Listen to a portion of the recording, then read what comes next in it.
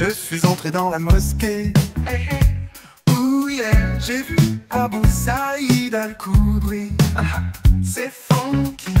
Je me suis assis à côté de lui. Oh oui, et je l'ai interrogé doucement sur le fait de se retirer avant de coucher. Quoi? Il m'a regardé sérieusement avec ses gros yeux. Oh yeah, un sourire en coin, l'esprit mystérieux. Vas-y, il m'a dit, mon frère, écoute bien ceci. Écoutez. Nous étions sortis avec le messager d'Allah, c'est lui le boss, pour l'expédition des Banu al-Mustalik. Nous avons pris des captifs arabes, la chance, nous décidions jouir de ces femmes. Car le célibat nous pesait énormément, c'est triste. Et nous aimions comme avec elle sans crime, paille, splash. Comme un messager d'Allah était avec nous, on a demandé son avis sur le crime. Oh prophète, que penses-tu du fait de se retirer avant le Kumshak? Oh yeah, nous l'avons interrogé à ce sujet et il a dit, pas besoin de crime, n'est pas un péché. Oh oui, fais-toi plaisir, car si Allah a décidé qu'une âme doit venir au monde, elle viendra, Inch'Allah. Oh prophète, que penses-tu du fait de se retirer avant le Kumshak? Oh yeah, nous l'avons interrogé à ce sujet et il a dit, pas besoin de crime, n'est pas un péché. Oh oui, fais-toi plaisir, car si Allah a décidé qu'une âme doit venir au monde, elle viendra, Inch'Allah, Inch'Allah. Oh prophète, Inch'Allah, Inch'Allah. Oh prophète, Inch'Allah, Inch'Allah. Oh prophète,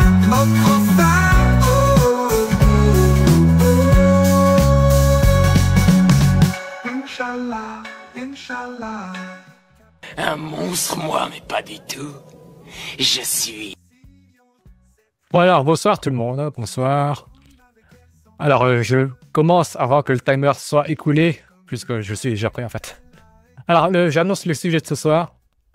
On va visionner quelques vidéos de prédicateurs musulmans sur un sujet islamique que j'ai déjà abordé dans d'anciennes vidéos. C'est évidemment sur la non-existence des peuples de Gog et Magog et le mur qui les concerne, ok? On va voir comment font les influenceurs musulmans pour convaincre leur audience que ce mur existe pour renforcer leur foi, ok? Alors, j'ai déjà téléchargé une vidéo que je vais vous montrer. Attendez, je dis un petit bonjour au public, dans les commentaires. Bonsoir le phare du jugement, bonsoir joueur rétro, bonsoir Mona Lisa, toujours les mêmes noms en fait. Falcos le blogueur, NPA Herbe, tout et rien, Kawa et Romaine. Ok.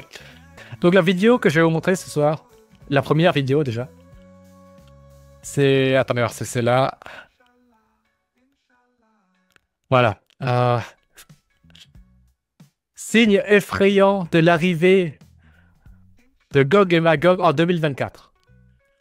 Avec la miniature qui est certainement tirée du Seigneur des Anneaux, de la bataille du gouffre de Helm. C'est illustré par une scène avec des orques qui essaient de franchir un mur, je pense, en 2024. Ok. Apparemment, le mur a été trouvé en 2024. On va voir ce qu'ils disent dans la vidéo. Ok. Je vais vous lancer la vidéo que j'ai téléchargée. Une seconde. Ah merde. Excusez-moi. Je pense que je vais vous cacher l'image. Il ne montre rien de très intéressant, quoi. On va juste mettre l'audio. Et pour vous aider à suivre, pour capter votre attention, je mets un truc qui retranscrit en sous-titre ce qui a été dit dans la vidéo, ok? Bonsoir tout le monde, on va commencer.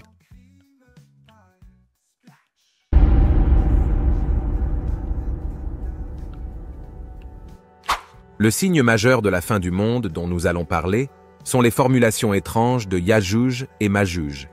Il y a en fait deux mots. Yajouj en est un et Majouj en est un autre. Cela vient de la racine du mot ujaj, être sec et dur. Cela vient aussi du sens al-aji, qui signifie que lorsque l'ennemi s'approche très rapidement de vous, il vous attaque très rapidement. Donc, ces Yajouj et Majouj, ils sont de nature sèche et dure. Et quand ils sortiront si vite que vous ne pourrez pas vous tenir devant eux. Il faut les fuir.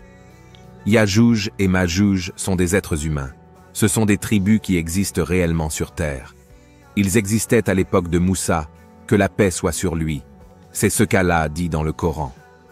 Et quand il eut atteint un endroit situé entre les deux barrières, montagnes, il trouva derrière elles une peuplade qui ne comprenait presque aucun langage. Ils dirent « Ô Zulkarnain ». Bon alors, dans cette vidéo, celui qui parle, celui qui fait le voice-over dit que les peuples de Gog et Magog sont des humains, sont humanoïdes. Sont humanoïdes. Alors, sachant que, on va dire, un être vivant humanoïde doit mesurer, on va dire, pour voir large, entre 1 mètre et 2 mètres. Entre 1 mètre et 2 mètres. Comment ça se fait qu'en 2024, on n'arrive toujours pas à les localiser? Déjà, s'ils sont sur la surface de la Terre, que ce soit sur des terres sèches ou soit dans les profondeurs des océans, normalement, on a déjà tout cartographié. Hein. On a des satellites qu'une résolution spatiale est inférieure à 30 cm. Tout ce qui est au-dessus de 30 cm, on devrait le repérer. Mais c'est bizarre. Hein. Est-ce qu'ils vont nous montrer des images satellites dans cette vidéo? Peut-être. Non, je plaisante, ils vont rien montrer du tout, mais on va voir ce qu'ils vont dire. Non, aujourd'hui, on a tout cartographié. Je vais vous montrer des images, une seconde. Alors. Off. Relief. Map. Ah, qu'est-ce que c'est quoi ça?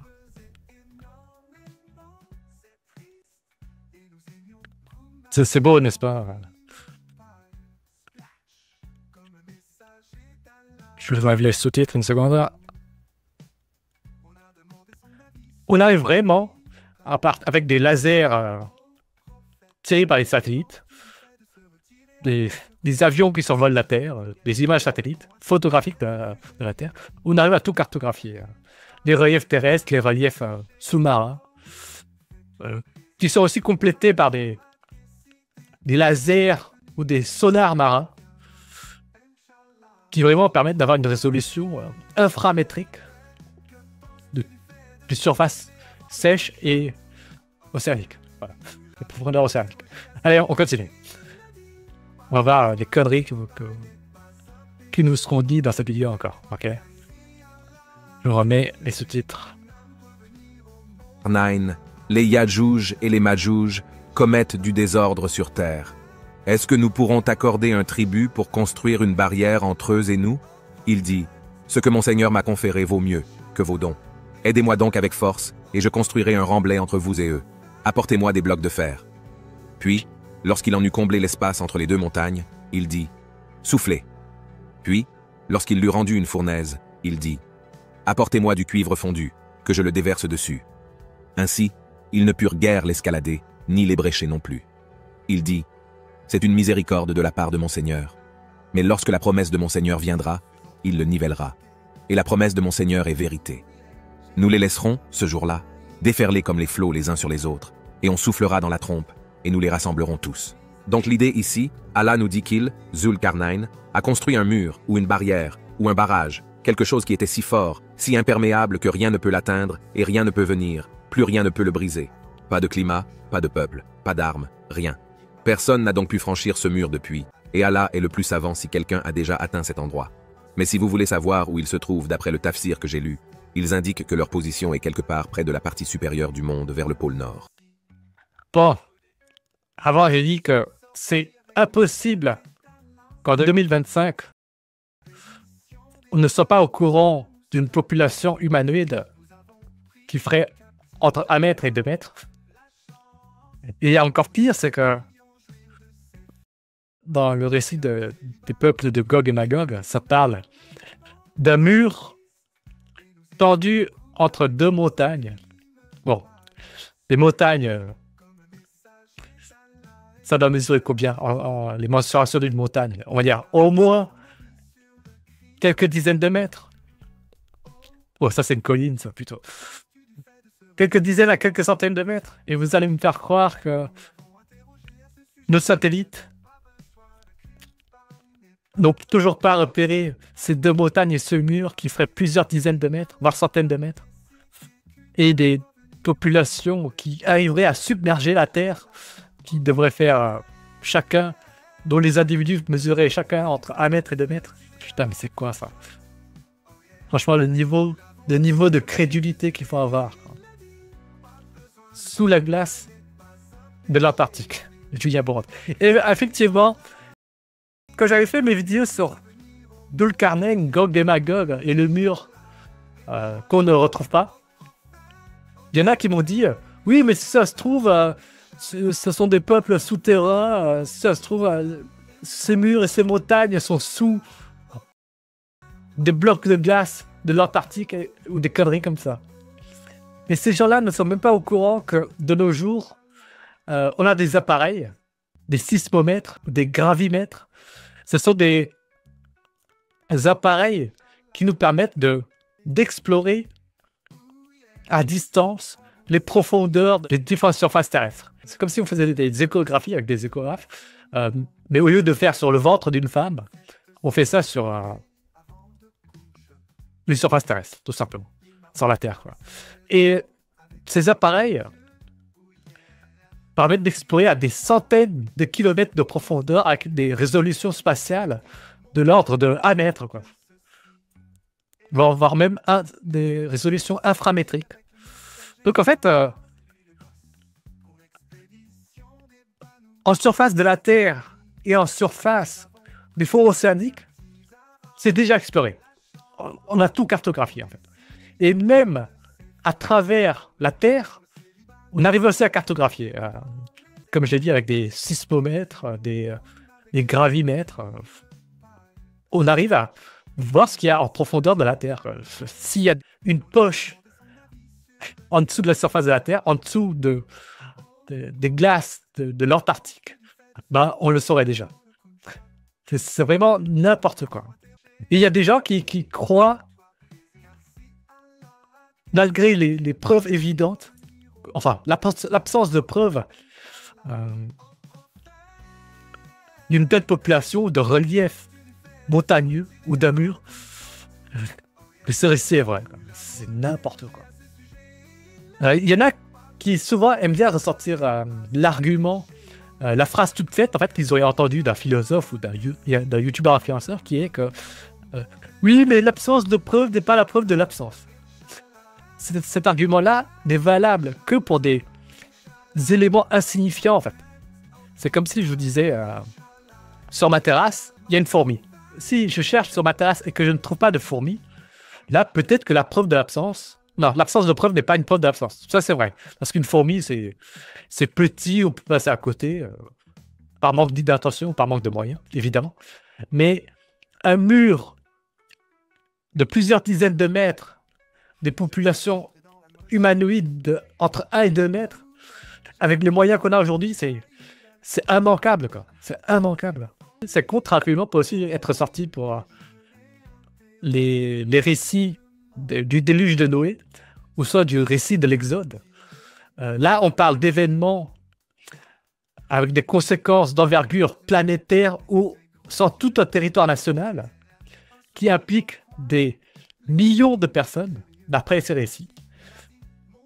C'est immanquable, quoi. C'est comme si aujourd'hui, des événements comme les guerres mondiales ne laissaient aucune trace. C'est vraiment n'importe quoi.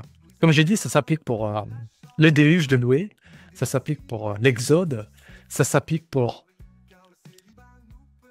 le mur de Gog et Magog et leur population. Ce sont des événements d'envergure qui s'étalent sur plusieurs centaines de mètres, plusieurs kilomètres, qui impliquent des milliers de personnes. Pour ces phénomènes-là, l'absence de preuve est effectivement une preuve de l'absence. Je vais un peu lire vos commentaires. NFT, salut, merci, attends, 3 km. J'avoue, pourquoi ce mur ne serait pas la muraille de Chine? Ils en parlent tout à l'heure. Oh, merci NFT pour le super chat. Finesse. Vraiment, merci beaucoup pour la considération et l'intérêt que tu peux avoir pour côté. Ça va laisser le message. Oui, mais est-ce que tu ne connais pas les mousligraphes? Effectivement, les mousligraphes. T'es sûr qu'on peut tout cartographier en mer? Parce qu'il paraît qu'on connaît bien plus l'espace que les fonds marins. On a déjà cartographié les fonds marins. C'est tout simplement, on utilise des lasers, des sonars. Comment se passe le début de ton ramadan, pas trop dur? Alors, j'aimerais bien faire une petite parenthèse sur le ramadan. Dites-vous qu'en ce moment, il y a des centaines de millions de personnes qui s'estiment, qui se placent en position de supériorité morale par rapport aux non-jeûneurs, parce que évidemment, eux, ils obéissent au commandement supposé du créateur de l'univers. Ils sont évidemment bien vus par cette entité. Et donc, eux, ils feraient quelque chose de moral, quand nous, on serait immoral parce que justement, on ne fait pas le jeûne. Voilà. On pourra regarder, si vous voulez, des vidéos tout à l'heure qui se multiplient un petit peu sur les réseaux sociaux de jeûneurs qui font la morale à des non-jeûneurs. Oui, mais arrêtez de manger devant moi, s'il vous plaît. Moi, je fais mon jeûne, là. Ces gens-là ont cette audace, évidemment à cause du nombre, mais aussi parce que ils s'imaginent parler au nom de l'hypothétique créateur de l'univers qui leur aurait demandé d'arrêter de s'alimenter, de se restaurer lorsque le soleil est visible dans le ciel. C'est vraiment n'importe quoi. Il y a des gens qui s'estiment en position de supériorité morale parce qu'ils arrêtent de manger. C'est n'importe quoi. Et d'ailleurs, pourquoi arrêter de manger lorsque le soleil est visible? Pourquoi ce ne serait pas marcher sur une jambe pendant une journée? Pourquoi ce serait de jour et pas de nuit? C'est complètement n'importe quoi. Et d'ailleurs, comment ils font les personnes qui vivent au pôle Nord, au pôle Sud, où les journées durent parfois plusieurs semaines, plusieurs mois. Enfin, ou une soi-disant religion planétaire. Allez, on va continuer la vidéo, ok? Je ferme la parenthèse Ramadan, on la reprendra après la vidéo, s'il vous plaît. On continue. Il reste 3 minutes de vidéo. C'est une vidéo qui dure 6 minutes. On continue. Le prophète s'est réveillé un après-midi très inquiet, choqué, et il a dit « La ilaha illallah » sous le choc. Malheur aux Arabes à cause d'une mauvaise chose qui est très proche. Aujourd'hui, le mur de Yajouj et Majouj a été ouvert autant que cela. Il a fait une bague avec ses doigts, donc tout cela a traversé le mur de Yajouj et Majouj. Maintenant, qu'est-ce que cela signifie? Est-ce que cela signifie que Yajouj et Majouj ont déjà traversé le mur depuis ce temps-là? Allah est le plus savant de ce que cela signifie. Même si c'est proche, comment font-ils pour percer? Allah est le plus savant. Fidèle, la formule qu'utilisent tous les musulmans pour dire qu'ils ne savent pas, en fait, ils disent « Oui, mais Allah, c'est mieux. Allah est plus savant. » Mais en fait, ça, c'est un cache-misère pour dire « On ne sait pas. » C'est pour un cache-misère pour verbaliser leur ignorance, quoi. Oui, moi, je ne sais pas, mais forcément, ça, Allah le sait. Forcément, il y a une raison que Allah seul connaît. C'est pour verbaliser leur ignorance et c'est pour verbaliser leur incohérence par rapport à la réalité, quoi. C'est vraiment un cache-misère, cette formule.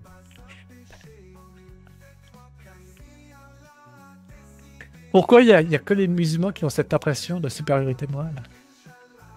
Je ne pense pas qu'ils soient le seul. Mais c'est évidemment...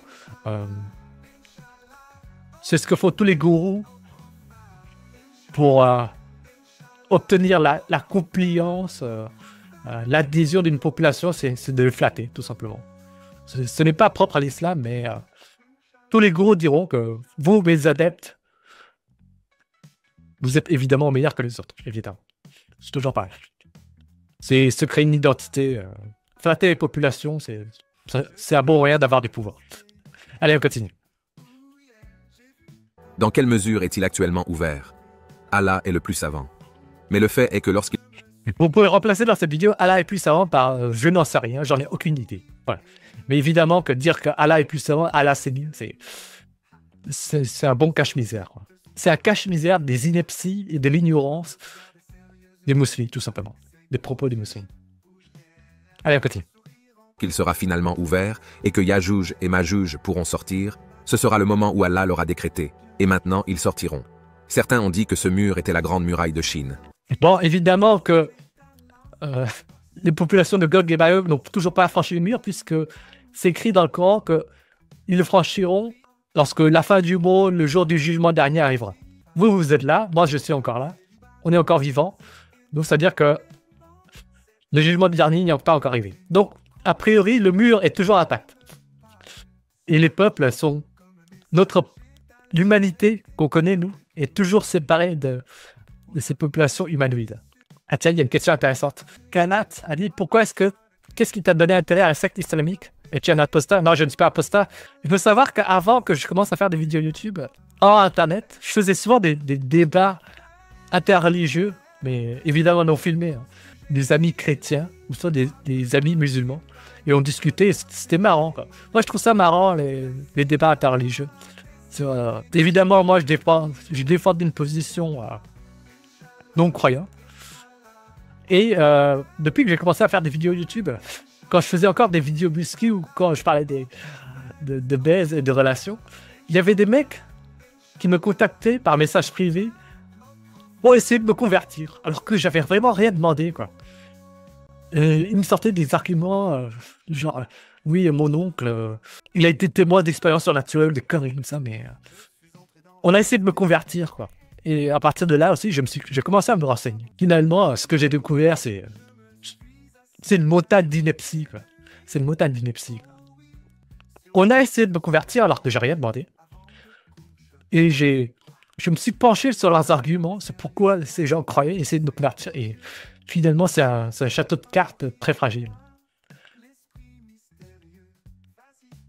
Désolé s'il y a trop de messages, j'arrive pas à suivre, à répondre à tout le monde. Ok. Allez, on continue, il reste 2 minutes de vidéo.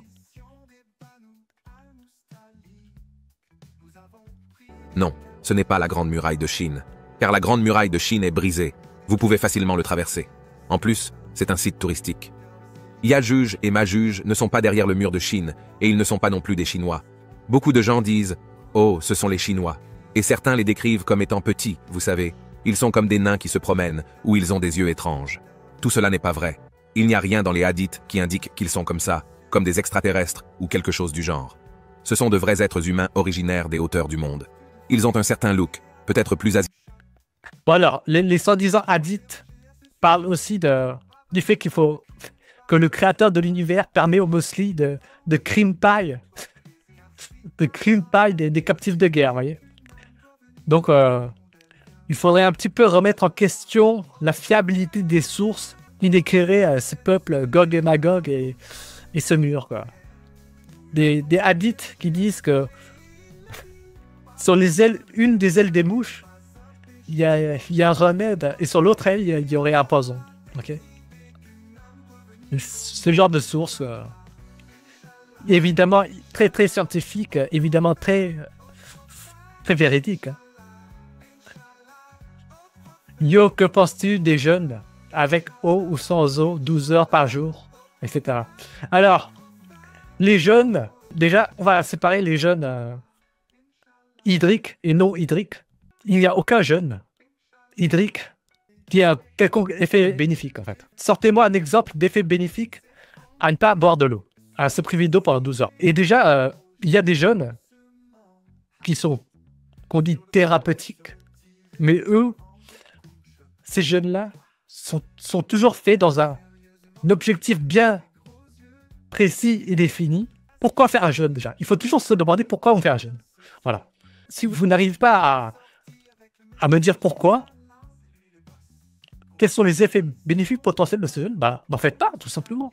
Il y a des jeûnes qu'on dit thérapeutiques, mais ils sont faits dans des cadres de pathologie et d'objectifs très, très précis, quoi, tout simplement.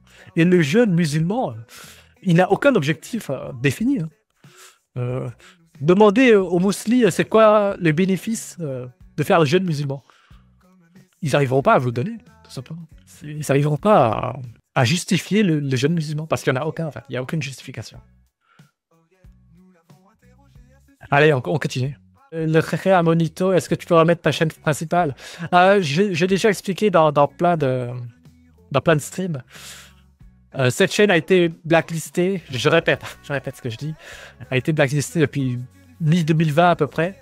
Cette chaîne est condamnée. Quand j'ai arrêté mon activité dessus depuis mi-2024, j'ai laissé les vidéos en libre accès jusqu'à fin 2024. Et si j'ai tout mis en privé, c'est pour, entre guillemets, faire profil bas, pour que YouTube n'associe pas le trafic et l'ancienne activité de cette chaîne à mes activités les plus récentes sur les nouvelles chaînes, pour que ces nouvelles chaînes ne soient pas blacklistées comme l'ancienne. Voilà. Ah oui, effectivement, Tontin Bagnol, les statistiques tendent à montrer justement que le jeune muesli, le soi-disant jeune, a tendance à augmenter en moyenne la charge pondérale des muesli. Le jeune muesli a tendance à augmenter la charge pondérale des muesli. Et pendant le ramadan, il y a des pics d'accidents cardiovasculaires. Des pics d'accidents cardiovasculaires. Entre autres,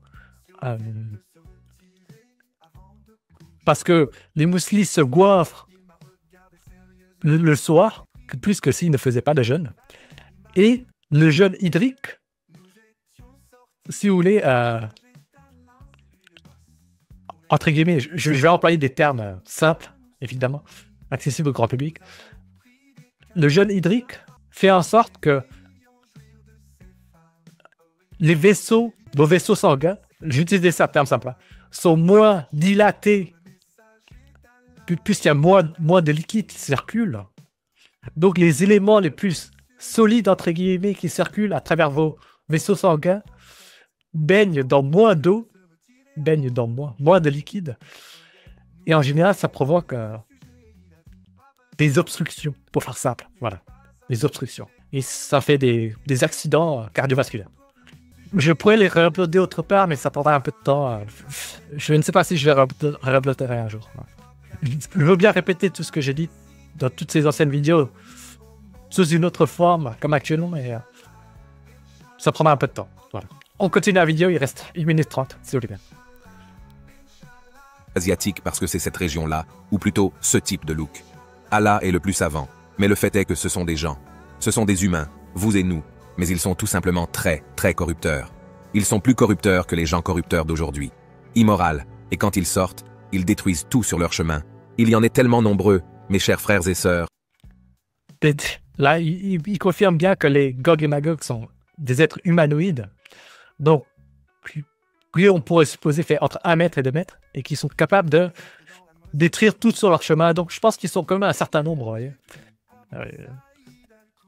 Ils sont censés sortir le jour de la fin des temps et nous affronter, nous, les autres humains, constituer un danger pour nous, qui sommes quand même 8 milliards. On est 8 milliards d'êtres humains. Donc, si ces êtres humanoïdes sont capables de nous causer du tort, je pense qu'ils doivent au moins être 1 milliard. Au moins être 1 milliard. Je sors ce nombre-là de mon cul, mais ça supposerait que à 1 milliard, ils seraient capables de nous détruire, nous, qui sommes 8 milliards. Allez, on continue. Yajouj et Majouj, que le prophète a un jour fait asseoir ses compagnons et a dit « Pour chaque personne qui entre au paradis, 999 entreront dans le feu de l'enfer. » C'est effrayant. Alors les Sahaba étaient inquiets, et ils lui demandèrent « Ya Rasulullah, donc aucun de nous n'entrera au paradis, peut-être qui va y entrer. » Il a dit « Ne vous inquiétez pas, de votre nation, uniquement des musulmans qui ont existé depuis l'époque de Muhammad, paix et bénédiction d'Allah sur lui, jusqu'à la fin des temps, uniquement de la nation musulmane. De chacun d'entre vous, il y a 999 Yajouj et Majouj. Cela indique qu'il s'agit d'une population phénoménalement nombreuse, Yajouj et Majouj. Un autre hadith dit que lorsqu'il... Ah, alors comme ça, si j'ai bien compris, peut-être que je me trompe, il y aurait 999 individus de Gog et Magog pour un être humain. En punaise. Donc si nous on est 8 milliards, eux ils sont 999 fois plus, on va dire 1000 fois plus. Donc il serait 8000 milliards d'individus humanoïdes appartenant à la population Gog et Magog. Putain, mais c'est quoi ces âneries, quoi, putain. 8 000 milliards d'êtres humains humanoïdes, mais on n'arriverait toujours pas à les repérer de nos jours. Alors qu'on a des satellites, on a des drones, on a des milliards de smartphones. On les photographier, mais c'est quoi cette connerie? Là, Imram Jafar a dit « Je viens de Mayotte, île Mousli, et effectivement, le diabète, le cholestérol explose pendant la période du Ramadan. On mange énormément de conneries le soir. » Voilà. Il y en a qui vantent les effets du jeûne du Ramadan, mais on va dire sur une échelle épidémiologique, sur des échelles de population, comme je l'ai dit, on constate des pics d'accidents cardiovasculaires pendant cette période. Et là, je ne parle que des accidents cardiovasculaires. Je suis certain qu'il y a des accidents professionnels, parce que ne pas manger, être déshydraté, je ne sais pas, lorsque vous conduisez des camions, des voitures, je pense que c'est un facteur de risque d'accident. Allez, on continue. Une seconde. Qu'est-ce qu'il disait d'autre? Oui, il répète à chaque fois Allah est plus savant, Allah est plus savant. Mais ça, encore une fois, c'est un cache-misère pour dire je ne sais pas, tout simplement. Allez, on continue. C'est effrayant.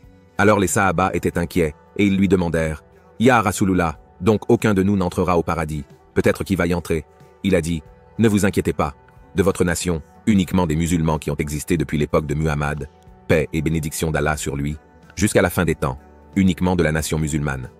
De chacun d'entre vous, il y a 999 Yadjuj et Madjuj. Cela indique qu'il s'agit d'une population phénoménalement nombreuse. Ah oui, je voulais mentionner ça.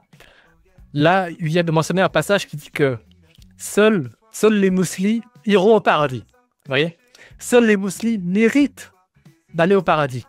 Mais ça, c'est encore une fois, c'est être dans une position de supériorité morale. Je mérite d'aller au paradis parce que je suis musulman. Vous voyez? Comme si être musulman était un effort qu'ils auraient fait et qui ferait qu'ils méritent d'aller au paradis. Mais en fait, lorsqu'on constate simplement sur une carte du monde, ou même quand on fait des enquêtes démographiques, 99% des musulmans, comme par hasard, ont des parents musulmans, quoi. Tout comme 99% des chrétiens ont des parents chrétiens, évidemment. Et c'est pareil pour toutes les religions, quoi. Mais où est le mérite que vous avez d'être musulman, en fait? Les musulmans n'ont aucun mérite d'être musulmans. Ils n'ont pas choisi leurs parents. C'est ça le facteur numéro 1 qui détermine si vous êtes musulman ou pas. C'est d'avoir des parents musulmans qui vous endoctrinent dans ces conneries, quoi. Et que vous imitez par tradition familiale. Les musulmans n'ont aucun mérite à être musulmans, donc ils n'ont aucun mérite d'aller dans un hypothétique paradis réservé aux musulmans. C'est vraiment...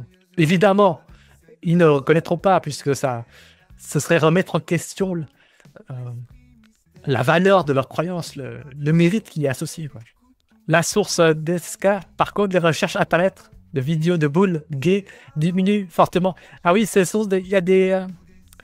ça circule souvent sur des réseaux sociaux. C'est apparemment... attendez voir, je vais vous montrer d'ailleurs, je vais vous montrer. Google Searches Ramadan.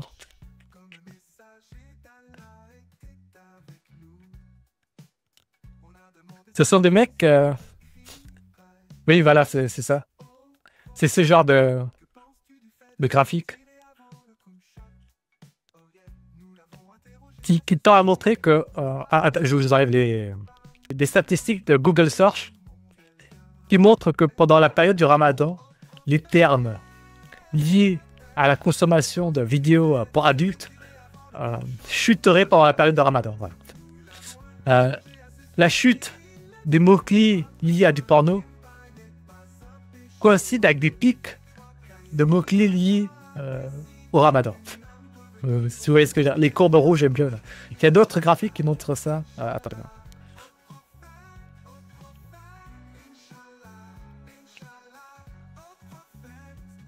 Oui, je ne sais pas si vous voyez à l'écran.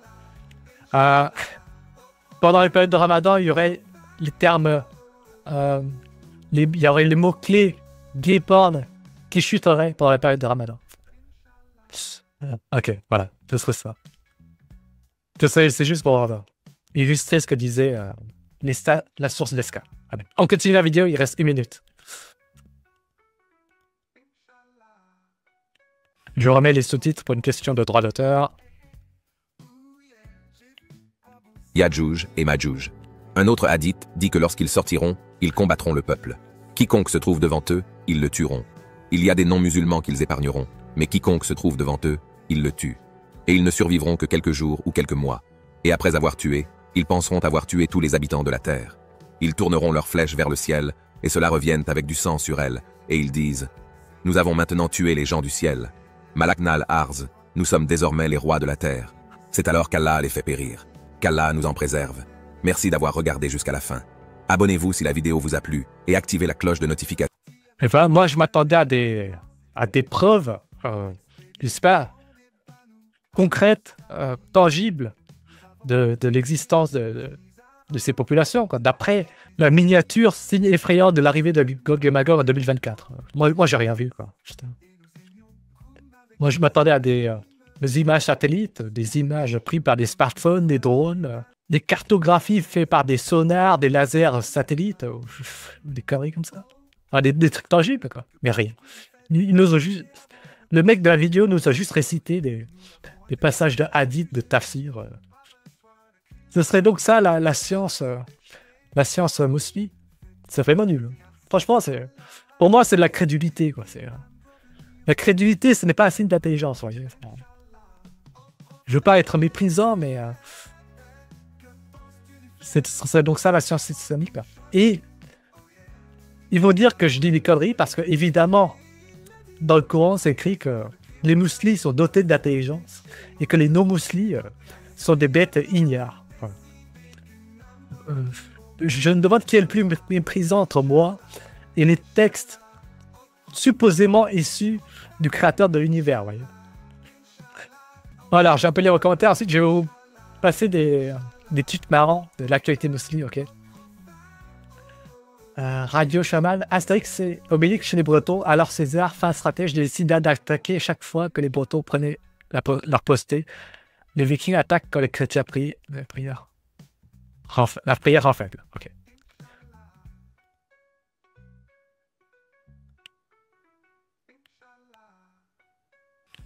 Pour connaître les enjeux de sécurité dans l'industrie, c'est effectivement une période où on redouble de vigilance versus les accidents de travail.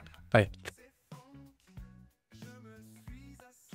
Voilà, je vais vous montrer une autre vidéo qui parle de qui illustre ce sentiment de supériorité morale des musulmans vis-à-vis des non-musulmans. Je vais vous montrer cette vidéo. Une seconde. C'est une vidéo sur Twitter. Alors, je vais vous lire les textes au-dessus du tweet. Ce savant musulman Zakir Naik dit que Elon Musk est un loser et prétend que tous les musulmans sont des winners parce qu'ils iront au paradis. Évidemment, ils vont appagner 72 vierges pour l'éternité pendant que Elon Musk brûlera en enfer. Allez, on va lire cette vidéo. On va jouer cette vidéo. Qui dure 1 minute, ok. Elle est en anglais, donc je vais vous traduire si c'est nécessaire. Who are the top 10 richest men in the world? Elon Musk, Jeff Bezos, number 2, Elon Musk. You know who's number 1? Who's number 1? Our beloved Prophet Muhammad Sallallahu Alaihi Wasallam said, anyone who prays 2 rakah of Fajr Sunnah, 2 rakah Sunnah before Fajr, it is more valuable than the world and the wealth in it. If you're a true believer, the world and the wealth in it. Elon Musk doesn't own the full world. So this is our iman. What is Jeff Bezos? Bon, Aïssa, t'as vu le clash de Le Fou Allié, t'as fait quelques années? Oui, j'ai vu, mais franchement, Le Fou Allié, je veux pas être méchant, mais il m'a l'air un petit peu attardé quand même. Ses arguments ne volent pas très haut, quoi. Est-ce qu'il a prouvé que ce que j'ai dit est faux? Je ne pense pas. Voilà. Et ce qui prétend, on va dire, les allusions douteuses qu'il a sur ma personne, il peut les penser et ça change rien à ma vie. Ouais. Allez, on continue. Je vais reprendre la vidéo de Zuckerberg. The wealth in it. Elon Musk doesn't own the full world. So this is our man. What is Jeff Bezos? What is Elon Musk? I have pity for them. What will happen to them in Akhira? Many people want to become like them. I would never want to become like them. Never. Last. What is wealth? Voilà. Ce prédicateur Mosley dit que Elon Musk et Jeff Bezos sont des losers, évidemment, puisqu'ils ne sont pas Mosley et qui leur fortune ne vaut rien comparé aux récompenses du paradis, quoi. Mais ça, c'est vraiment de l'auto-persuasion qu'on vaut quelque chose, évidemment. Bon, personnellement, pour ce prédicateur en particulier, pour moi, je doute que lui-même croit en ce qu'il dit. Zuckerberg, c'est un mec quand même qui a une formation scientifique. Il me semble qu'il est médecin de formation. Pour moi, lui, c'est juste un mec qui dit ce que les musulmans veulent entendre. Pour moi, lui, ce n'est pas un croyant. Il ne croit pas forcément à ce qu'il dit. Tout comme le pape ne croit pas forcément qu'il sait ce que Dieu veut. Tout comme Mohamed Ben Salman n'est sûrement pas musulman lui-même, évidemment.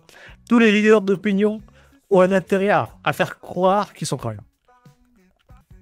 Et ça, c'est vraiment pour gonfler l'ego des musulmans. C'est pour qu'ils se disent, oui, peut-être que je suis pauvre, peut-être que je gagne pas bien ma vie, peut-être que je n'ai pas réussi dans ma vie comme Jeff Bezos, mais au moins, moi, j'irai au paradis, et pas Jeff Bezos, et pas Elon Musk. Croire qu'on est dans une position de supériorité morale parce qu'on croit en des balivernes, quoi. Les balivernes que sont les croyances en islam, tout simplement. Ce que racontent les textes islamiques. D'ailleurs, comme je l'ai dit, ils n'ont aucun mérite à y croire, puisqu'ils ne le sont que parce que les parents le sont. Deban a écrit tous mes proches qui valident la consanguinité et critiquent la théorie de l'évolution autour de moi, sous prétexte qu'on a la meilleure des communautés, du meilleur des hommes. Suis-je le problème?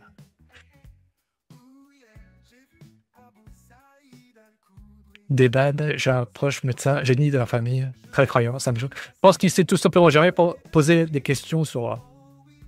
qu'il n'a jamais, on va dire, réfléchi plus de 5 minutes et essayer de contre-expertiser les affirmations de sa croyance religieuse, tout simplement. Il ne s'est jamais demandé, tiens, est-ce que c'est plausible le fait que, par exemple, un déluge planétaire ne laisse aucune trace? Voilà. Est-ce que c'est plausible que des plaies qui ont supposément eu lieu sur tout le territoire national de l'Égypte ne laissent aucune trace? Est-ce que c'est plausible qu'un mur qui est tendu entre deux montagnes et qui est censé nous protéger d'une population qui anéantirait l'humanité ne soit pas détectable en 2025 avec la technologie actuelle? Voilà. Je ne pense pas. Je pense qu'il ne s'est jamais posé des questions, tout simplement. Mais s'il se posait des questions, s'il contre-expertisait ce qu'il croit, je pense qu'il peut apostasier, je pense. Voilà.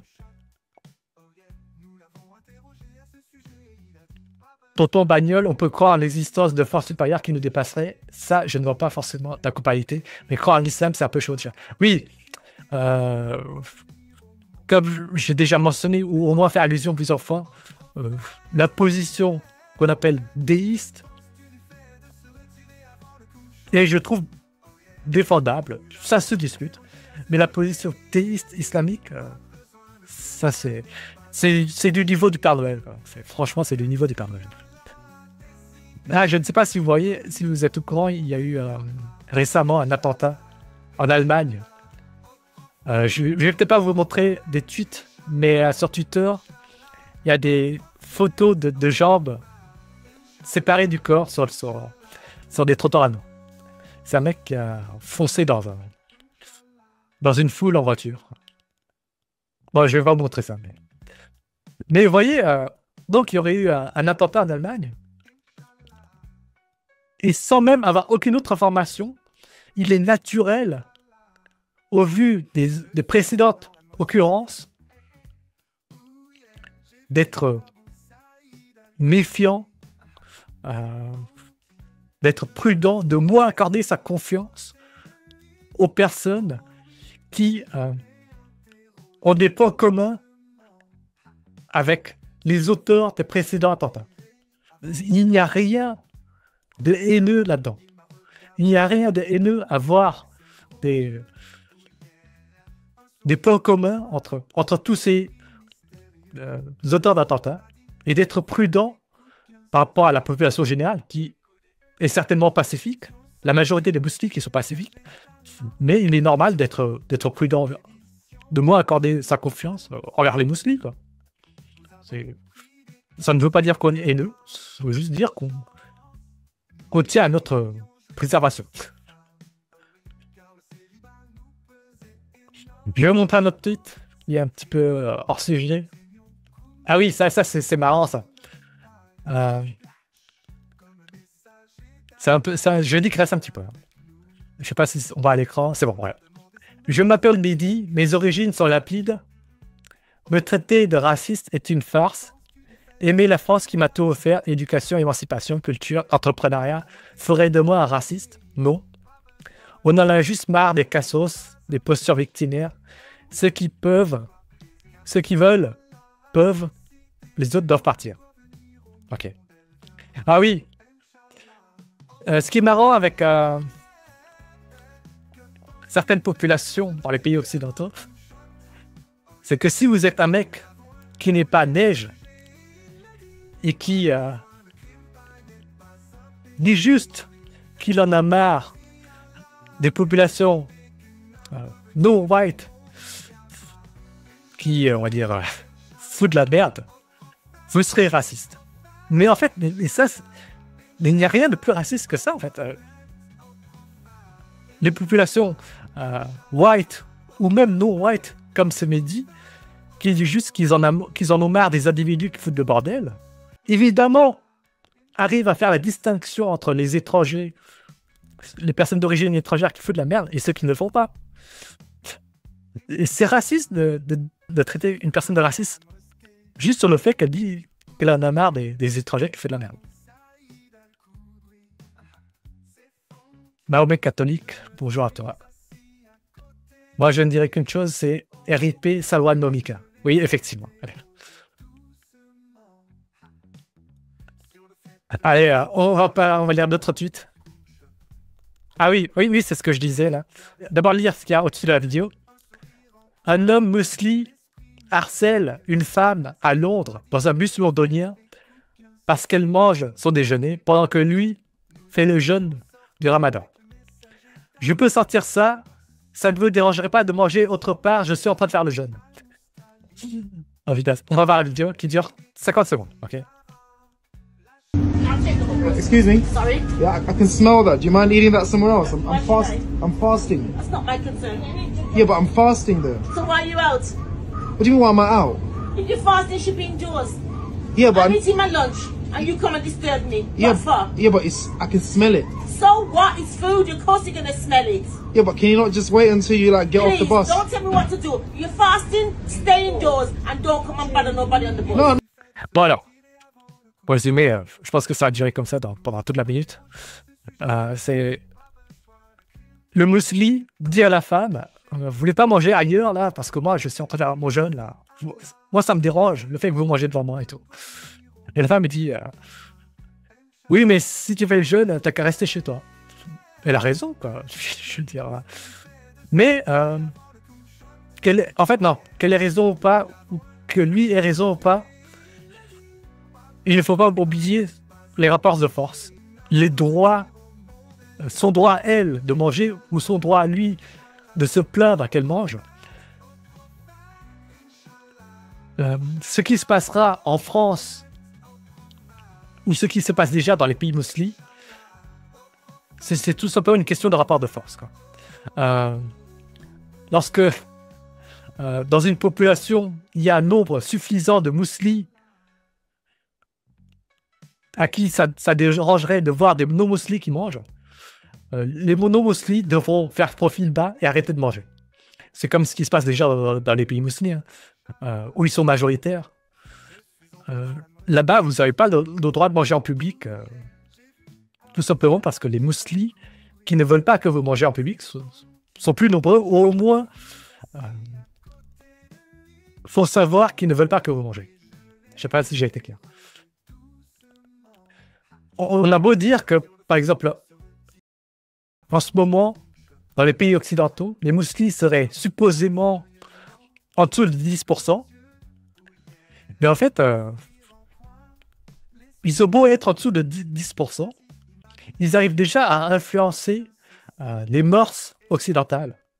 On le voit déjà, par exemple, les professeurs, les enseignants à l'école qui s'auto-censurent, n'osent pas aborder certains sujets, malgré le fait que, supposément, à l'échelle nationale, les musulmans seraient moins de 10%.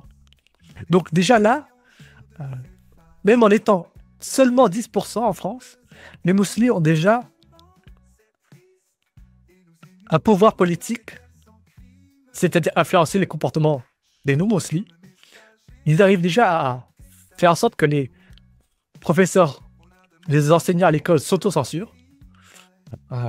Ils arrivent déjà à inciter les politiciens à leur souhaiter bon ramadan. Ils arrivent déjà à inciter les magasins à faire des rayons spéciaux ramadan. Vous voyez, donc ils ont déjà un pouvoir politique, même s'ils sont minoritaires, même s'ils sont entre guillemets que 10%. Voilà. Oui, effectivement, la source des cas, la fameuse capacité de nuisance, effectivement.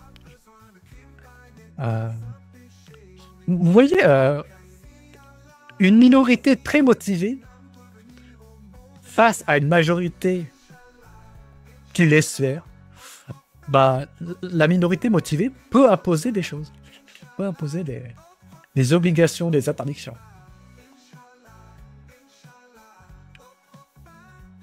C'est, si vous voulez, tiens, je peux faire une petite digression sur les jeunes dans des quartiers qui, effectivement, ont une haute capacité de nuisance, qui sont moins civilisés que le reste de la population, que les Occidentaux, soyons directs.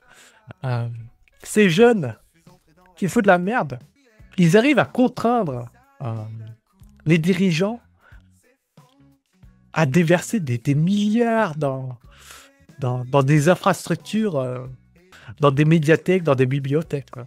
Ce que les dirigeants ne font pas dans des zones plus rurales. Parce que tout simplement, en général, les neiges autochtones, les Français autochtones, sont moins revendicatifs. Voilà. Ils foutent moins la merde. Foutre la merde, c'est un moyen de rendre plus accommodant des dirigeants.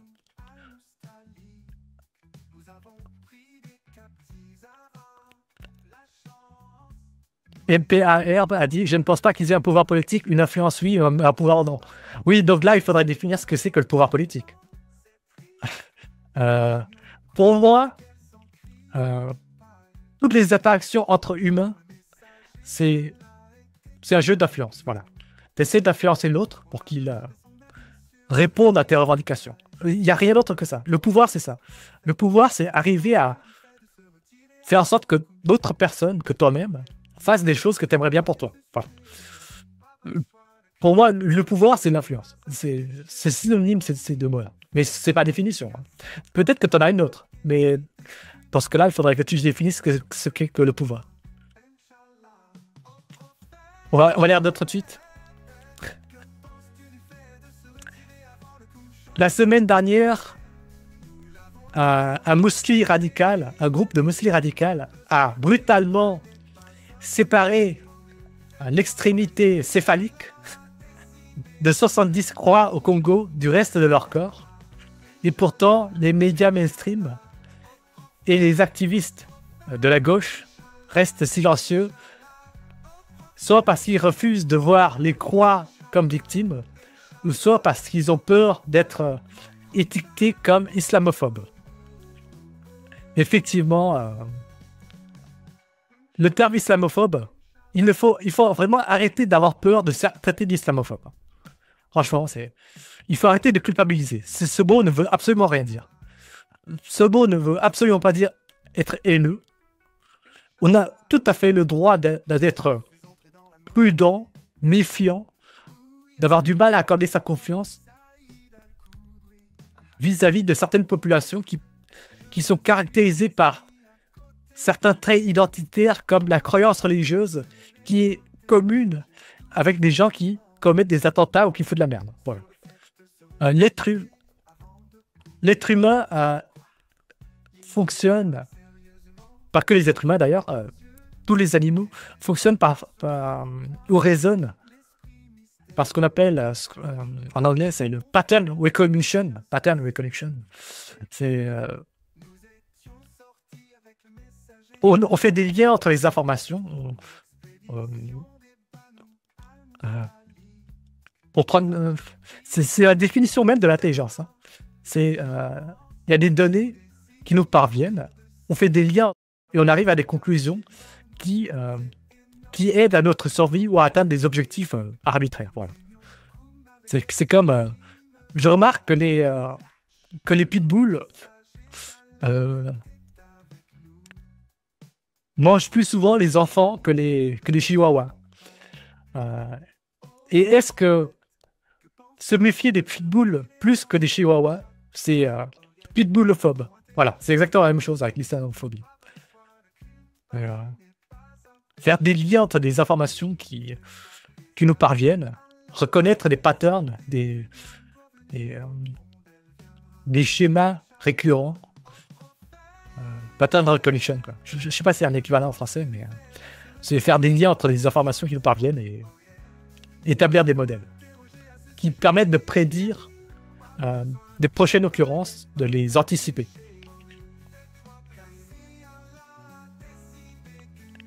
Oui, mais c'est de la faute de la colonisation. De toute façon, le fait d'arriver ou non à se redévelopper suite à une colonisation, c'est une question de QI, ok?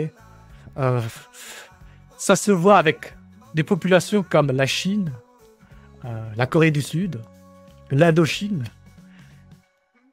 et le Moyen-Orient, l'Afrique. Les différences de développement post-colonisation, lesquels arrivent le mieux à se développer tout seul. Et ça, c'est une question de QI. Pardon, je rote. Allez, on va voir d'autres titres. Ah, ça c'est un mème qui est intéressant. Je suis Mohamed, le messager d'Allah. Ce serait le prophète qui dit ça. Et un autre qui demande, et quel est le message d'Allah? Tous les butins de guerre que vous arriverez à voir, un tiers est réservé à Allah et son message. Ah oui. Effectivement, rien que ce passage du Coran, apparemment, sourate 8, verset 41, devrait allumer quelques lumières dans le cerveau des gens qui lisent ce passage-là. Attends, mais ça, ce serait pas ce que disent les gourous, normalement. Voilà. Ce serait pas ce que disent les gourous, apparemment. Ah oui, attendez voir. C'est quoi ce titre? Un prêcheur musulman dit ouvertement que le plan est que les musulmans contrôlent les pays occidentaux d'ici 50 ans. Réveillez-vous. Et ce titre dit, regardez ce sioniste qui se prétend musulman. On sait évidemment que son vrai nom est Mordechai Rubenstein. Oui, effectivement, le fameux complot judoka, le fameux complot judoka sioniste, évidemment. Le fameux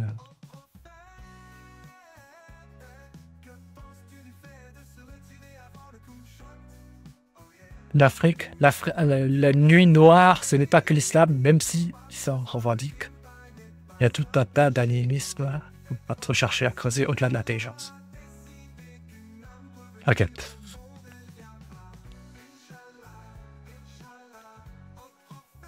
Ah tiens, ça c'est un titre que je réserverai pour plutôt la thématique de l'autre chaîne. Bon, je vous le spoil déjà. C'est une petite digression. Hein. Les femelles grenouilles font semblant d'être mortes pour éviter les accouplements avec les mâles qui ne leur plaisent pas. Ok. Enfin bon. En France, un migrant mousli condamné ou au moins arrêté pour suspicion de relation non consentie avec une petite fille de 4 ans. Ok. Tiens, ceci est intéressant, c'est un influenceur qui s'appelle Robert Spencer. Vous regarderez son article Wikipédia. C'est un mec qui a beaucoup écrit sur l'islam et qui tient un site qui s'appelle Jihad Watch. Jihad Watch, c'est en quelque sorte le site, l'équivalent du site F de souche, mais lié à tout ce qui est... mais focalisé sur toutes les activités liées à la religion musulmane. Voilà. Donc, on va un peu lire cet article, ok? Je vais la traduire avec Google pour que ce soit plus fluide à la lecture. Un migrant musulman mis en examen pour relation non consentie avec une fillette de 4 ans en France. Ok. Un Marocain, ok, de 52 ans. Ok. Pourquoi cela continue-t-il? Oui, les agressions câlines sont monnaie courante, mais il n'est pas rare que des migrants musulmans soient impliqués dans ce genre d'histoire. Pourquoi? Peut-être parce que ce genre de traitement des femmes infidèles est autorisé dans le Coran. Ok. En France, un musulman a cité le Coran en forçant sa victime. Une victime de relations non consenties par un groupe de musulmans au Royaume-Uni aurait déclaré que les auteurs de relations non consenties auraient cité le Coran et estimé que leurs actes étaient justifiés par l'islam. Oui, effectivement, j'en ai fait une chanson qui illustre un hadith aussi. Les musulmans peuvent crier une paille dans des captives. Ont le droit de faire ça.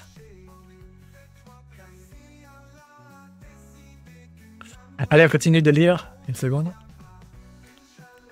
Là, il y a des liens hypertextes sur des articles. Attendez voir. On va lire ça. On va ouvrir ce lien. Je pense qu'il a supprimé. Bon, enfin, on continue. Où j'en étais. Il n'est donc pas surprenant que des migrants musulmans en France aient des relations non consenties avec des filles et filment ces relations en louant Allah et en invoquant le Coran. En Inde, un musulman a donné un Coran et un tapis de prière à une femme qu'il retenait captive et qu'il forçait à des relations non consenties à plusieurs reprises. Et la victime de ce musulman a raconté: il m'a dit que selon l'islam, il avait le droit de forcer une mécréante. Il a dit qu'en me forçant, il s'est rapproché de Dieu. Il a dit que me forcer était sa prière en Dieu. Okay. Ah, cette religion a l'air très paisible. Cette religion a l'air très paisible. Qu'est-ce que vous en pensez? Je vais appeler en commentaire une seconde.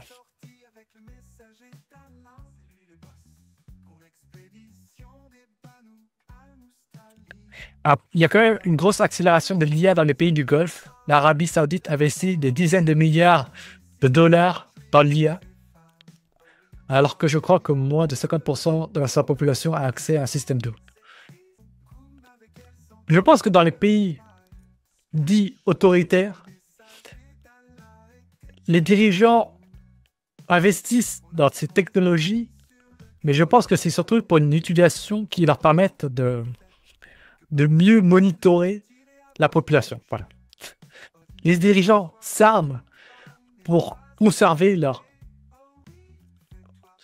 supériorité, leur rapport de force, leur leur emprise sur le reste de la population. Voilà. Ce n'est pas quelque chose qui profite à la majorité, c'est-à-dire à la population générale. Allez, on continue à lire. Bref, Robert Spencer, c'est un beau gars. Robert Spencer, c'est un beau gars. C'est un mec qui a autrefois travaillé avec le FBI. Il a formé le FBI à l'extrémisme musulman. Voilà. Lui, c'est un consultant pour le FBI. Et donc, il gère un site qui s'appelle Jihad Watch. C'est un site de veille musulman. Quoi. Ah tiens, ça, c'est une vidéo marrante. Ça, ce serait un savant musulman qui, lors d'un prêche, je dirais, aurait dit « Si une femme porte une ceinture par-dessus son abaya, elle ira en enfer. » Putain. Dites-vous qu'il y a des êtres humains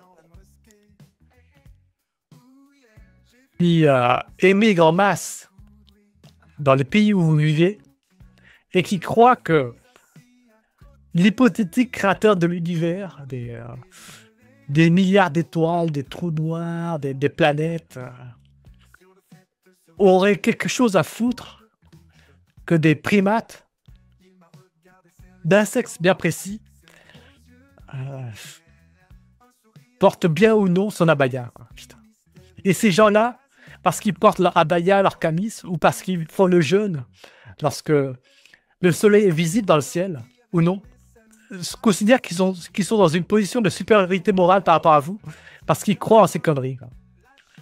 Et si vous remettez en question leurs croyances, et si vous êtes perplexe ou circonspect vis-à-vis de leurs croyances et de leurs actes qui en découlent, vous êtes traité de haineux ou de islamophobe, ou de raciste même. Mais c'est quoi ça? Franchement, il faut arrêter de culpabiliser. Quoi. Les accusations de racisme ou d'islamophobe, si votre interlocuteur ne définit pas précisément ces mots, vous pouvez considérer que c'est un bâcli. Voilà. Toutes les personnes, pour moi, aujourd'hui, en 2025, mais je le faisais déjà avant, toutes les personnes qui emploient ces termes islamophobes, racistes, sans les définir, pour moi, c'est du bâcli. Et ne faites pas attention à ce qu'ils disent et à la revendication.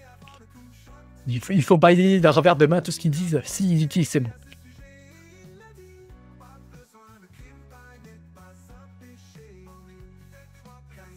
Mais Minigun VR a dit, mais d'où viennent toutes ces restrictions? Il y a 1 milliard, faut pas écouter de musique, faut pas danser, faut pas mettre de bijoux. Bah, évidemment, ça, ce serait dans des hadiths qui disent que la musique, c'est haram. En fait, tout ce qui nous permet de aiguiller un petit peu notre vie terrestre, c'est ça haram. C'est évidemment un bon moyen de donner envie aux musulmans d'idéaliser la vie après la mort, évidemment, puisque tous les textes musulmans, toutes les interdictions, toutes les obligations des musulmans, des trucs qui s'obligent au satanisme pour rendre leur vie terrestre merdique, quoi, tout simplement. Donc, si les dirigeants qui ont inventé l'islam se sont dit, si on arrive à leur faire croire, à les inciter à avoir une vie de merde durant leur vivant, ils vont idéaliser leur vie après la mort, ils seront plus enclins à suivre toutes les interdictions et obligations qui se trouvent dans les textes musulmans et qui nous servent, nous, évidemment, nous les dirigeants. C'est vraiment un test de compliance, quoi. Allez, on va voir la vidéo. Sisters nowadays, they're wearing abaya, Allahumma barik, but they got this belt across their waist. Why are you trying to show your figure, man? A woman that shows her figure would not come 500 years close to Jannah, bro. This is a hadith. And you got thirsty brothers. Ah, mashallah, sister. Assalamu alaikum. Sisters nowadays, they're wearing abaya. Ouais. Donc, la supposée créature, entité qui aurait créé l'univers, aurait quelque chose à foutre que des primates, et seulement des primates, portent au nom des vêtements moulants. C'est quoi ces gens? Et dites-vous que les musulmans ne se posent pas la question suivante.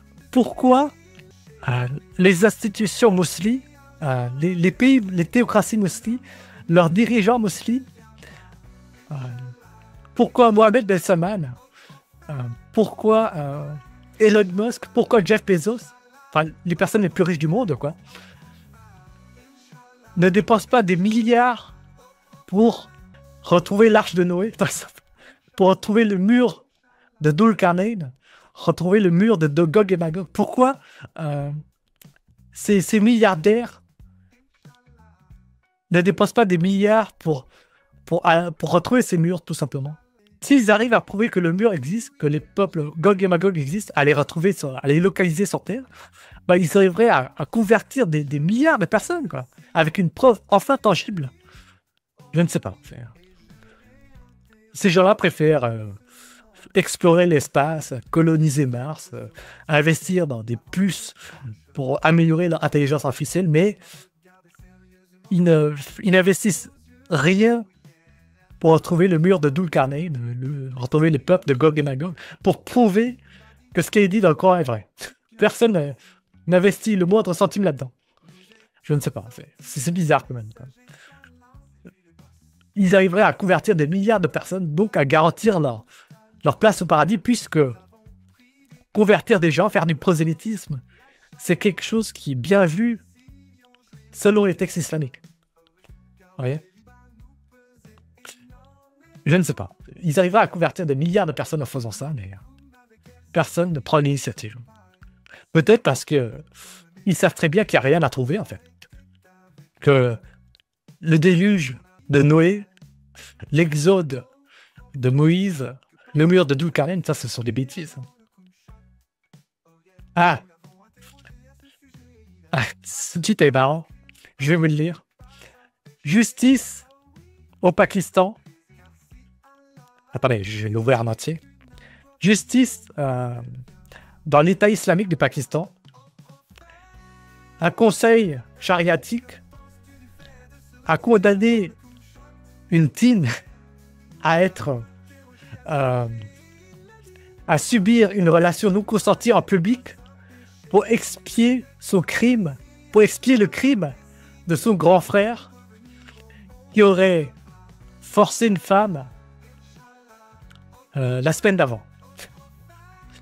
Donc, vous avez un mec qui a forcé une meuf à une relation non consentie, et le conseil chariatique a puni sa sœur pour qu'elle expie le crime de son frère. Effectivement, toutes les cultures se valent. Effectivement, toutes les cultures se valent. Effectivement. Oui, bon, donc ça, c'est la notion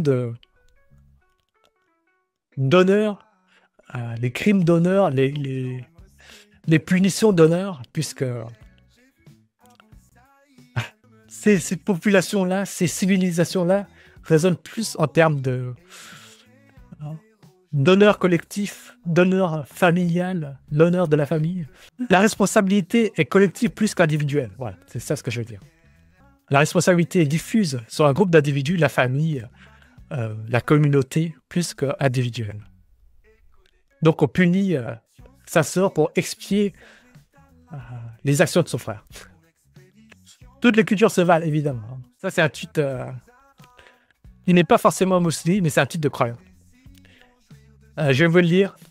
Les personnes qui se moquent de Dieu et qui meurent plus tard, un fil Twitter.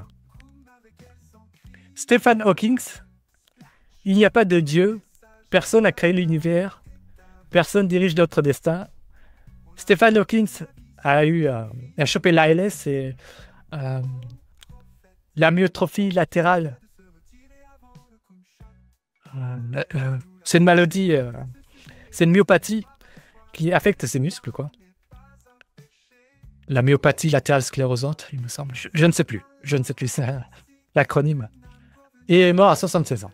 Ok, donc, j'avais déjà lu ce tweet. En fait, c'est un fil d'actualité, c'est un fil de tweet qui parle de gens qui sont athées, donc, qui sont non-croyants, et qui ont eu, on va dire, une mort une mort violente ou qui ont eu des maladies.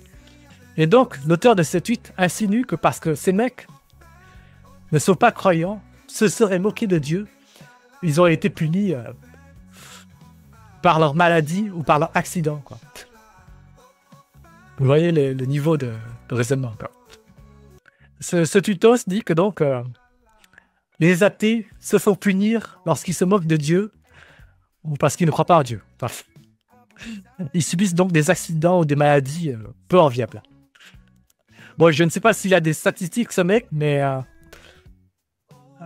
l'échelle mondiale, les pays athées, où il y a plus d'athées, ont le niveau de bonheur le plus élevé, en fait. Les pays où il y a beaucoup d'athées souffrent beaucoup moins des maladies infectieuses, des maladies ont un taux de mortalité beaucoup moins élevé, sont beaucoup plus développés technologiquement, scientifiquement, etc. Là, il sort des cas particuliers pour alimenter son récit, comme quoi le fait de ne pas croire en Dieu, c'est s'exposer à des risques de maladies ou d'accidents dans la vie, quoi. Mais statistiquement, ça ne se vérifie pas. Bref, c'est un tweet de Bakui, ça. Ça, c'est un tweet de Bakui.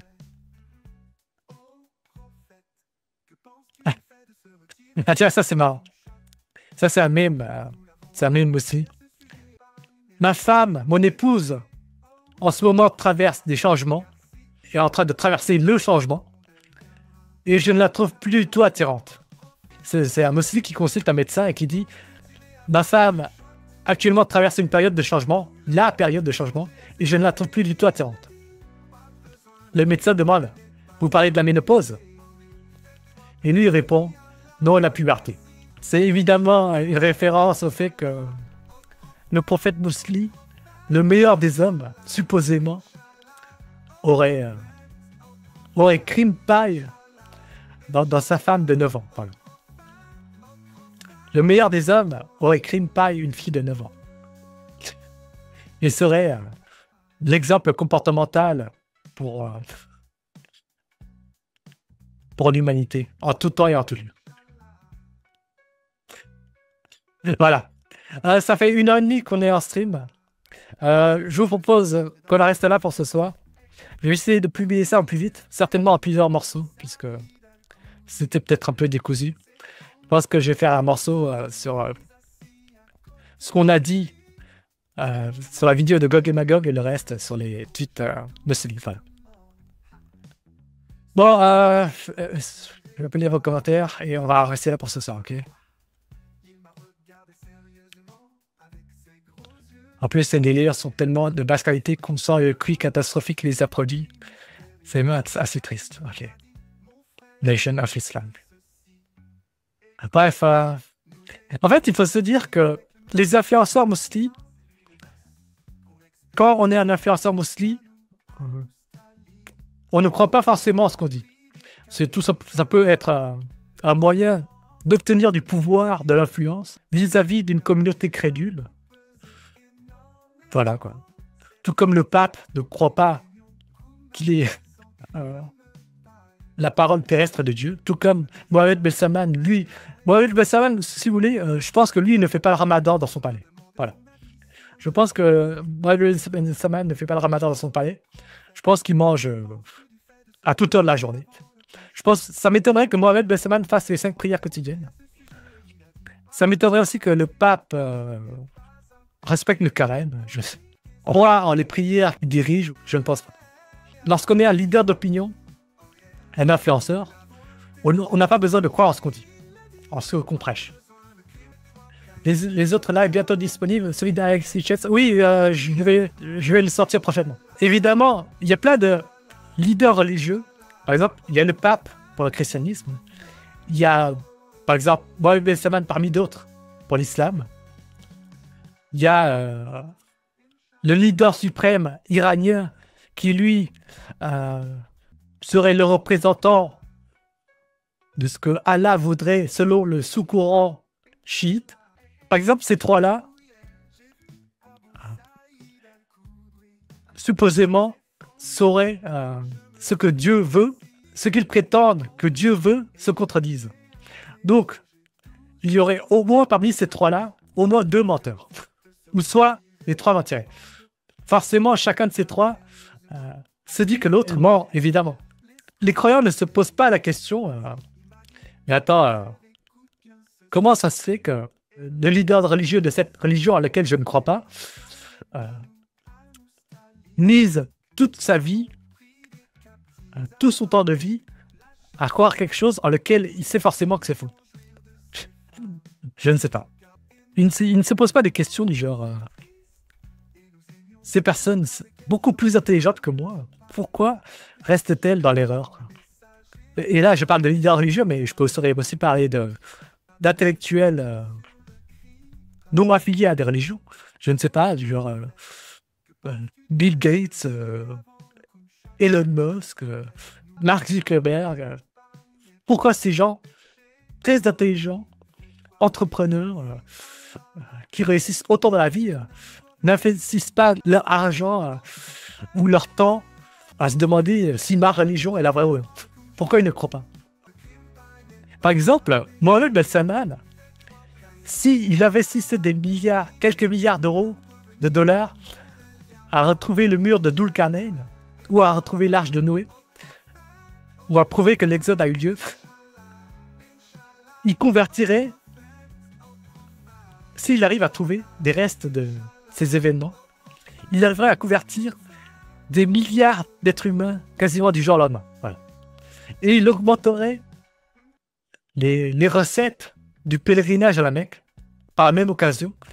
Et en même temps, il garantirait sa place au paradis puisqu'il aurait fait le prosélytisme islamique le plus efficace de tous les temps. Voilà. Il a juste à prouver que, entre autres, le mur de Dul-Qarnayn existe, les peuples de Gog et Magog existent, que le déluge de Noé a eu lieu, etc. Voilà. Mais bon, les musulmans ne se posent pas des questions du pourquoi Mohamed Ben Salman n'accorde aucun dollar du budget de son pays à prouver que ça existe. Voilà. Bon, bref, c'est tout ce que je voulais dire ce soir. Merci beaucoup pour votre attention et votre temps. J'ai un peu vers du name dropping. Merci à Unio officiel, merci à L'Hébreu d'Ivry, merci à Debad, merci à Métaphore, merci à Joueur Rétro, merci à Tontin Bagnole, merci à Bartlou, Debad et à tous les autres que je n'ai pas pensé. Merci à tous ceux aussi qui écoutent sans forcément participer. Merci pour votre attention et votre temps. Je vous souhaite bonne fin de soirée, bonne nuit peut-être. Ouais, ça dépend où vous vivez. Voilà. Bon appétit peut-être aussi. Allez, à plus. On va terminer par une chanson. Ok. Je vais mettre à Hadith. Une seconde, je vais la sectionner. Attendez, je vais choisir déjà. On va choisir la Hadith. Ouais, je vais mettre celui-là. Franchement, c'est l'une de mes préférées, d'un point de vue purement musical et d'un point de vue mélodique. C'est le cheval pour le djihad.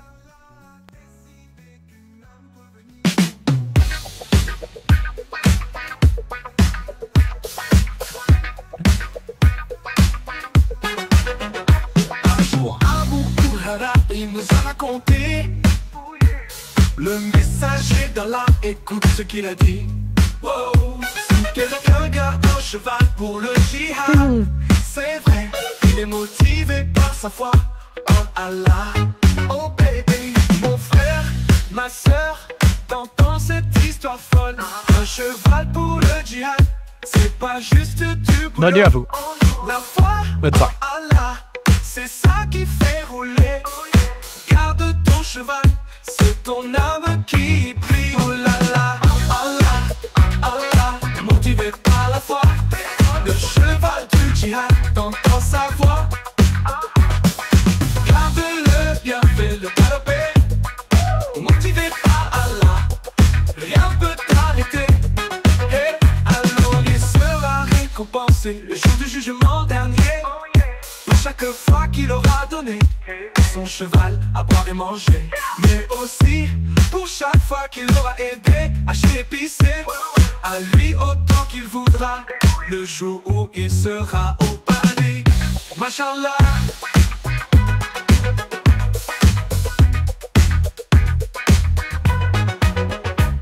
Mon frère, ma sœur, t'entends cette histoire folle. Un cheval pour le djihad, c'est pas juste du boulot. La foi en Allah, c'est ça qui fait rouler. Garde ton cheval, c'est ton arme qui brille. Oh là là, Allah, Allah, motivé par la foi. Le cheval du djihad, t'entends sa voix. Garde bien, fais-le galoper. Motivé par Allah, rien ne t'arrêter. Alors il sera récompensé le jour du jugement dernier. Pour chaque fois qu'il aura donné à son cheval à boire et manger. Et aussi, pour chaque fois qu'il aura été haché et pissé, à lui autant qu'il voudra. Le jour où il sera au paradis, Mashallah.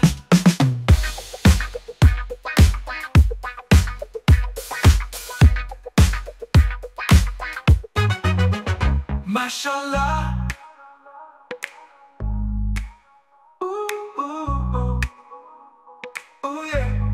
Donner et créer, c'est le vrai amour. Pas recevoir. Recevoir, ce n'est rien.